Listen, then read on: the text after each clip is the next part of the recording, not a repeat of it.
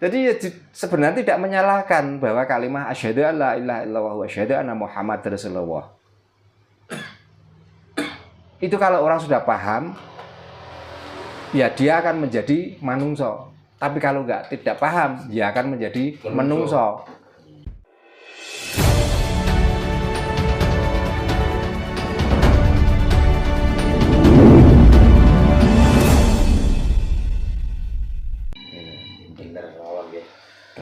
Monggo Mas, monggo Mas.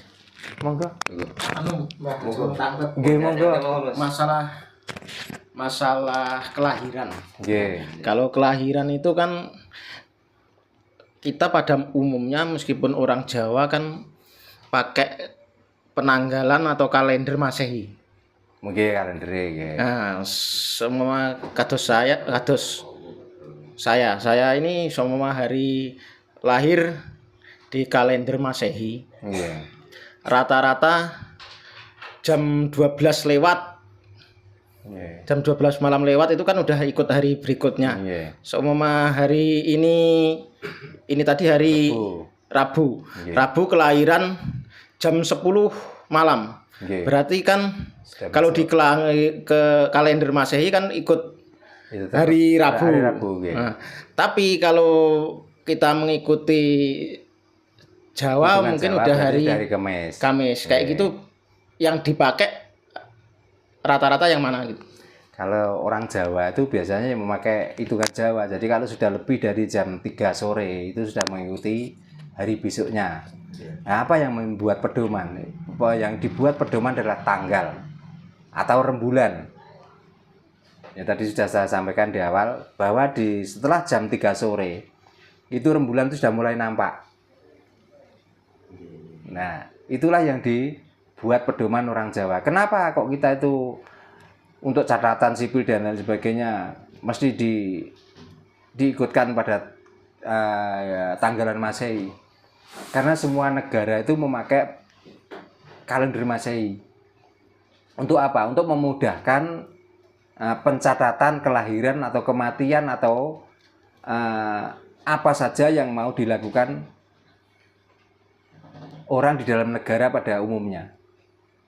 Gitu. Jadi Masehi itu hanya untuk memudahkan cara apa namanya ya data lah. Ya. Berarti kan rata-rata semua orang Jawa di Pulau Jawa yang mau pakai penanggalan Jawa. Okay. Tapi kan di suratnya itu tetap pakai Masehi. Masehi ya. Berarti yang tahu persis kelahiran itu berarti orang tuanya. Iya, berarti ya. Yeah. Karena kan rata-rata kalau enggak dari orang tuanya lahir siang hari atau pagi hari atau malam hari kayak gitu, kayak saya pribadi kayak gini mungkin nggak tahu. Oh, saya lahir jam berapa ya, malam apa siang gitu. Pasti rata-rata orang tua. Hari Kamis gitu aja orang tua. Berarti rata-rata kan mungkin orang Jawa itu kalau nggak bener-bener tanya sama orang tuanya, berarti mungkin kalau kita yang berpedoman pakai bahasa Jawa pasti banyak yang salah. Ada ya, banyak ada kesalahan. Tapi itu hanya berlaku untuk orang Jawa.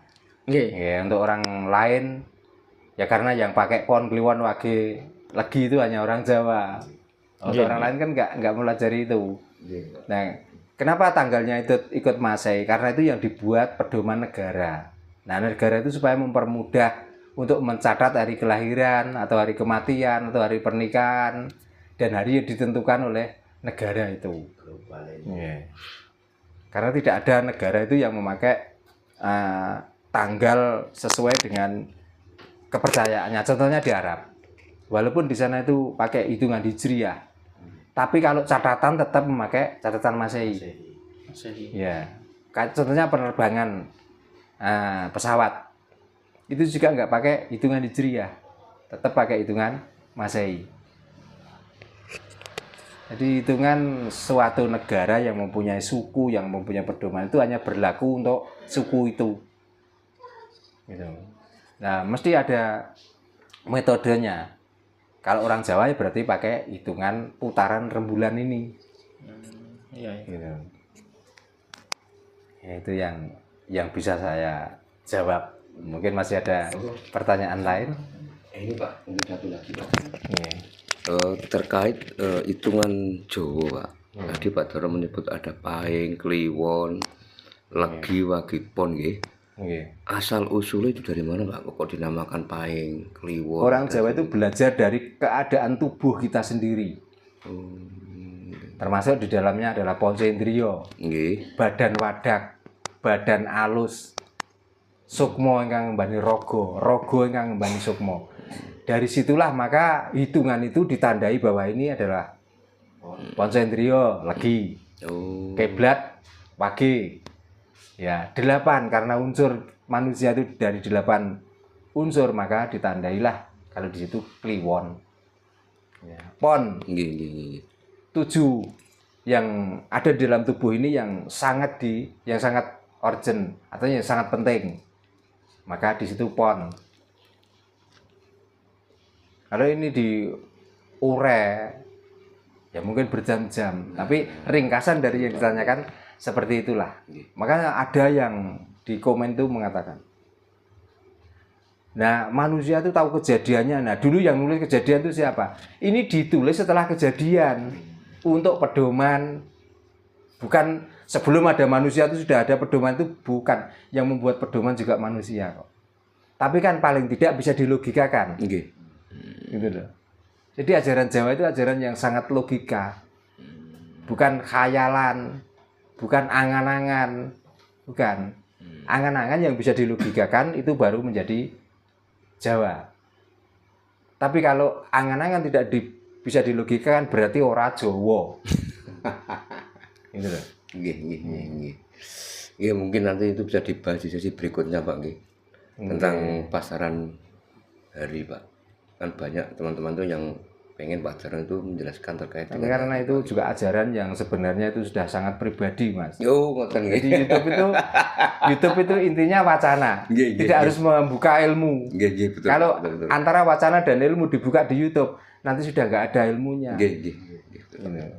Monggo Mas, barangkali ada tambahan. Oke. Terus satu lagi Mbak, Iya. mungkin udah banyak dibahas Oke. di media sosial juga tentang arti syahadat.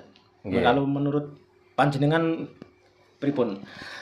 Kan semua syahadat itu kan asyhadu alla ilaha illallah wa asyhadu anna Muhammadar Rasulullah. Oke. Saya bersaksi bahwa tiada Tuhan selain Allah. Allah, Muhammad utusan Allah. Oke. Namanya bersaksi itu kan harus melihat, tapi Iya. selama ini kita tidak melihat. Kalau menurut panjenengan pripun?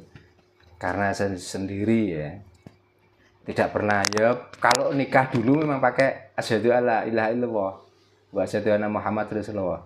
Tapi karena saya itu punya syahadat sendiri, jadi itu sebenarnya harus kita urai sendiri dan kita harus menemukan sendiri.